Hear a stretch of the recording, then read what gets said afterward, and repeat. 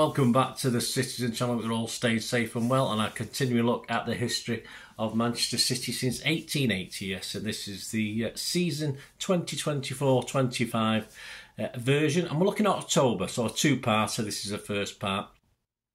We finished our September still reeling from the loss of Rodri for the season, out for the season, second to Liverpool in the league, of course, at the time. But with a crucial October coming up with 6 points available in the Champions League and 3 winnable games in the Premier League. And Pep threatening to play kids in a tricky trip to Spurs in the Carabao Cup. We'll see how that pans out. Please, if you are new to the channel, guys, push that subscribe button, push the bell notifications, everything City past, present, and as long as I can keep going, so it's great to have you on board. Please enjoy. If you do check through the channel, see stuff on film and TV, another passion of mine, so if you enjoy that, have a look at that, or if you know someone who might do, give me a kick in my direction. And if you do like what I try and do, want to help support me, there are ways of doing this, but we'll talk about that before we go. We'll get on with this City diary for the first part of October. Right, back to the 1st of October, it ended Slovan Bratislava 0, City 4 in the Champions League match day 2 on the 1st of October. Pep made 6 changes to Newcastle. I thought at the time it was a little bit slightly disrespectful, but of course Pep knows what he's doing, I don't. Ortega, Lewis, Stones, Akanji, Gvardiol, Gundo, Nunes, Savic, Foden, Doku and Haaland. Just 8 on the bench. We can have 9, but we only got 8 because of course that's how small the squad is. Ederson, Carson, Walker, Diaz, Kovacic, Grealish, Bernardo, McAtee. Slovan Bratislava have a go at this one. Takak, Blackman, Kasia, Bajrik, Vima, Zvadis, Ignatenko, Bersegian, Tolik, Weiss and Strelic. Some key moments from the game. We wore our maroon kit for the first time competitively, which was nice to see. We were 1-0 up on 8 minutes. Lewis sent Doku scampering down the right. A deep cross was met by a savvy volley that was headed out and fell to Gundo on the edge of the area. He took a first-time shot that took a big deflection. He wouldn't have gone in otherwise and flew into the top corner past a despondent, already committed diving keeper. 15 minutes, it was 2-0 for City. Doku slalomed on the right and played the ball back to Foden on the edge of the box. He guided it beautifully into the far corner, giving the keeper no chance. 24 minutes, Doku hits the bar and post, well, the corner stanchion, is it, they call it, with a left foot curler. 26 minutes, the keeper breathes a sigh of relief as his attempted save of a Foden shot. Foden was put through by Gundo, and the keeper sort of fumbled, but it bounced luckily off the post and back for him to clamber and collect. 39 minutes, Gundogan becomes a third City player after Doku and Foden to hit the woodwork, rattling the crossbar from 3 to 4 yards outside of the box after a pass through from Savi. Half time, it's 2-0. A slight threat from the Slovaks initially, but City are comfortable here. There should be more than 2 though. 58 minutes it is. It's 3-0. Erling takes it round the keeper and slides home after running onto a lovely through ball from Rico, who had been allowed to jog to the centre circle unchallenged. That's 42 goals in 41 Champions League games for the big man. 61 minutes, Haaland off, McAtee on. Diaz for Akanji as well. 74 minutes, it's 4-0. McAtee gets his first Champions League goal from 8 yards out. A nice touch to control the ball and smacked it past the keeper. A lovely move that involved Lewis, a nice Foden, Dink, Stones and numerous others in maroon. 78 minutes, Walker came on for Gvardiol. Grealish came on for Foden. We had 2 minutes extra time, but after 3 minutes, the ref blew his whistle. To sum up, job done. It probably could have been 7 or 8 goals, but Pep and we all are pretty happy with that. After Wednesday night's games, the following night, City sits 8th, so we're just in that qualifying group for the Champions League, of course, in this new 36-team format. The stats: Slovakia, Bratislava, shots 3. Slovan Bratislava, Slovakia. Shots 3, none on target. City 28 shots, 14 on target. We had 77% of the possession. We had 754 passes to their 235. And our pass accuracy was a high 92%, and theirs was just 69. Our XG, or their XG, 0.12 for Slovan and 3.38 for us. Man of the match from UEFA, Phil Foden. Yeah, don't particularly disagree. The headlines, the Mirror back page, Brat's the way to do it, a City smashing 4. Inside Jeremy Cross, totally brattered City show off force as they make short work of outclassed Slovakians. Jeremy Top-rated Doku with a 9. Guardian back page, City Cruise folded on the Marta in Bratislava, big night out. And our local rag, the Manchester Evening News back page, 4 of a kind, City Cruise to Euro victory in Bratislava. Inside, Simon Bukowski, calm finally arrives in chaotic holiday. Early frustration subsides as Pep's men cruise to victory. Lewis and Foden top-rated with an 8 for Simon. On to the 3rd of October, Phil Foden, Grealish, Jack Grealish, Rico Lewis and John Stones, who would captain England for the first time against Greece, and Kyle Walker have been included in England's squad for the upcoming international break. In total, 13 City players are on international duty. On to the 5th of October, back to the Premier League. It ended City 3, Fulham 2, 3 p.m. kick-off on match day 7. Pep's 11, 5 changes to Slovan Bratislava game. Ederson, Lewis, Akanji, Diaz, Gvardiol, Kovacic, Gundo, Bernardo, Foden, Grealish and Haaland. Our subs Ortega, Carson, Walker, Stones, Doku, Savi, Nunes and McAtee. The Fulham 11, Leno, Teti, Bassi, Anderson, Robinson, Lukic, Iwobi, Berger, Pereira, Traore and Jimenez. Yes, Mr Traore. Story of the game, 26 minutes, we're 1-0 down. Robinson gets the ball in from the left and Jimenez provides a beautiful back heel flick for Pereira in the box to say thank you very much. All on his own in a 6-yard box, he simply taps it home. 32 minutes, City are level though with a thumping finish from Mateo Kovacic, though it took a wicked deflection on the way. Half-time 1-1, second half, it didn't take us long. 46 minutes, we're 2-1 ahead. Kovacic scored his second with a side-footed effort on the edge of the box. Followed a great ball over to the back of the box from Foden, where Bernardo controlled and played back for cover, who controlled beautifully with his left and placed it in the goal with his right.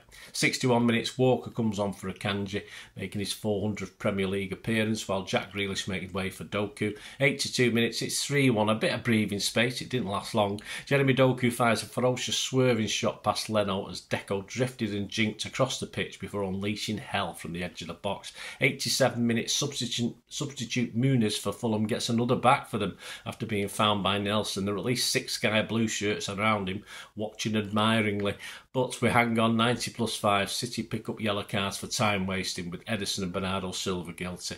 This was the first time Ederson has took any time and he was booked. No surprise there. To sum up, yet again 3 hard-fought points. I need an international break to recover, never mind the players, I thought, after this game.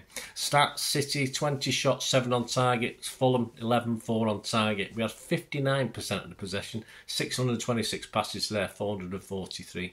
Our pass accuracy was 90%, theirs was 86. We made 4 fouls to their 10. The XG range between 1.5 and 1.58 for us, but 2.36 to 2.4 for Fulham. So we lost on XG, but we didn't lose the game. Man of the match, Kovacic from Ederson on that one. Headlines, the Sunday Mirror. Inside, Steve Bates. Pep left so coverjoyed. Croatia striker strikes twice as he looks to fill Rodri's boots. Bates, Gabe, Kovacic, the top rating with a 9. Andy Dunn, Doku was gold, Silva was solid. This was the day when a little star duet went a long way. Local rag, the Manchester Evening News said, front page, City go 50, unbeaten at the Etihad. The back page, they think it's all over. Inside, Simon B, City's 50 game unbeaten at the Etihad was no walk in the park as Fulham posed problems. Pep brushes off concerns over a tough afternoon. Simon Bukowski rated Ederson and Gvardiol both an 8. Joe Bray said inside how Pep got away with one at the Etihad. He questioned Lewis starting over Walker and the Traore threat. It's now 30 games since we last lost in the Premier League. We last did this in April 2017 to January 2018, also under Pep. On the 7th of October, good news, seemingly, in the case against the Premier League, not the 115. The club has succeeded with part of its claim. The associated party transaction rules have been found to be unlawful, and the Premier League's decisions on 2 specific Manchester City sponsorship deals have been set aside. Interestingly enough, the Premier League also claimed victory, leading City to email the other Premier League clubs to dispute that spin on this one. Generally, it's thought City have made a victory, but it was not conclusive. But who knows? We still don't know now as I'm recording this. Erling Haaland wins City's Player of the Month for the 2nd month running. On to the 12th of October, and yeah, bad news if you like cheeky. City confirmed that cheeky Begiristain will step away from his full-time role as a director of football at the end of the 24-25 season. And there's a rumour that a guy from Sporting will be taking over, but no confirmation from City yet. On to the last game we're going to look at for this first part of October. It's 20th of October. It ended Wolves 1, Manchester City 2. A bit of a controversial game, this one. 20th of October, 2 p.m. kickoff. It was match day 8. Pepsi 11, we made 3 changes to Fulham. Edison, Lewis, Stones, Diaz, Gvardiol, Kovacic, Gundo, Bernardo, Savic, Doku and Haaland. On the bench, Ortega, Carson, Aki, Grealish, Akanji, Nunes, Foden, O'Reilly and McAtee. Wolves went with Sarr, Bueno, Dawson, Gomez, T, Semedo, Gomez, J, Andre, Lamina, Aitneri, Kuna and Larson. Yeah, Tommy Doyle was on the bench. He did come on for this game. Story of the game, 7 minutes, we're 1-0 down. Ball out wide from Bueno sends Semedo moving forward on the right. No one anywhere near him in blue. He puts maroon. He puts a nice ball across into Strand Larsen's path. City's back four, totally missing in action. Edison is unable to do anything as he finished calmly. 33 minutes, it was 1-1. Gvardiol and Doku exchange passes and the Croatian picks up a pass back from Doku and shifting it to open a shooting chance before stroking a glorious curler which Shark can only help into the net. Half time 1-1, second half, 46 minutes, yes, Wolves send on Tommy Doyle for Andre. He gets a warm applause from all four sides of the ground. 67 minutes, Doku makes way for Foden. 74 minutes, another change for City. Grealish replacing Savvy. 86 minutes, City replaced Cover with Nunes. A lot of jeers about that one. And we left it very, very late despite, I wouldn't say pummeling the goal, but trying to find that winning goal. Plus 5 minutes, a goal, seemingly. Wolves 1, City 2. It's Stonesy. A Foden corner. Stones is up well, and the ball slightly behind him. He still manages to get a nice header into the net with the goalkeeper. Yeah, just rooted to his spot. But it turns out the Flynsman's had flagged to disallow it for Bernardo being offside. He was, but was he interfering with play? No, but the ref decided Bernardo wasn't interfering with play after assessing the footage. I mean, us at the game had no idea what was going on, but as long as he gave the goal, it doesn't matter in the end, does it? To sum up, we got away with it, won again. That's why we're champions, I suppose, is the mantra. Of course, the deliberation and angriness from other fans would not dissipate. We'll see that in the headlines in a minute. The stats for the match: 3 shots for Wolves, 2 on target, 22 for City, 7 on target. We had 78% possession. We made 722 passes to their 210 and 90% accuracy compared favourably with their 66%. They made 8 fouls, we made 5. They got 4 yellow cards, we got 1. Corners 1 for them, 18 for us. The XG for Wolves anywhere between 0.95 and 1.01. For us, anywhere between 1.71 and 2.04. Our man of the match, generally we thought it was Gvardiol, although not everyone thought that. And it was a new club record, of course, 31 Premier League games unbeaten. Headlines generally featured on the late goal controversy, including the Times' Ben Fisher, who said it's subconscious bias. O'Neill questions officials after VAR hands City dramatic win. The Mail's Jack Gorn said Wolves claim ref bias after City winner. The Mirrorback page, Neil Moxley, O'Neill, Wolves got ref justice against big boys. Well, at least with the big boys now. Inside, Stones gives Pep satisfaction. That's better. Stones Mirror rated an 8. In the Mirror, Stones rated an 8. The local rag, the Manchester Evening News, less on the controversy, more on the victory. Front, rock on Stonesy. The back page, Stone me, it's John again. Inside, Simon Bukowski, Johnny on the spot. Stones once again rescues City in added time. Gvardiol top rated with an 8. I gave him an 8 as well. There you go. Yes, the controversy was more as well about the fact that Bernardo not only in an offside position, but he'd obviously backed into or had a bit of a thing with Sarr while the corner was in the air. Of course, Sarr just pushed him away and carried on with it. And I think the key thing to this was not a single Wolves player complained at the time. It's only O'Neill getting all uptight afterwards and the players latching onto it. So in my mind, perfectly. You see that in the box every time. You see Arsenal are very good at blocking goalkeepers, etc. You see it all the time. The keeper didn't complain because he's used to it. So simple as that. We won the game. Another 3 points, but not comfortable. There you go. In part 2, 3 more games in October. We've got match day 3 of the Champions League, which try to cement that top 8 spot. In the Premier League, the Saints are marching into Manchester, and a little trip, yes, with the kids, we'll see, to Spurs in the Carabao Cup. So hope you enjoyed this, guys. Let us know any memories you had of these games or time, and that match at Wolves. Interesting to say the least, and we got away with one, I think, but why not? We deserve chat. That's why we're champions, as we say. So anyway, I hope you enjoyed that. Let us know your memories. Please stay tuned for ways of supporting the channel. Well, I hope you enjoyed the feature, and yeah, if you can support me through the subscription, if you can subscribe, guys, that'd be wonderful if you've not already done so. We do actually have memberships at the moment, just 99p a month, so you get access to all my City stuff, including all the history vlogs, dozens and dozens not been published yet that you get immediate access to, and every time I do a edit and do a vlog, you get immediate access to it as well. So you can have a copy of scripts as well if you want any hard copy of the sort of things I do on matches and teams and managers and players, etc, etc. So if you can join the membership, that'd be wonderful.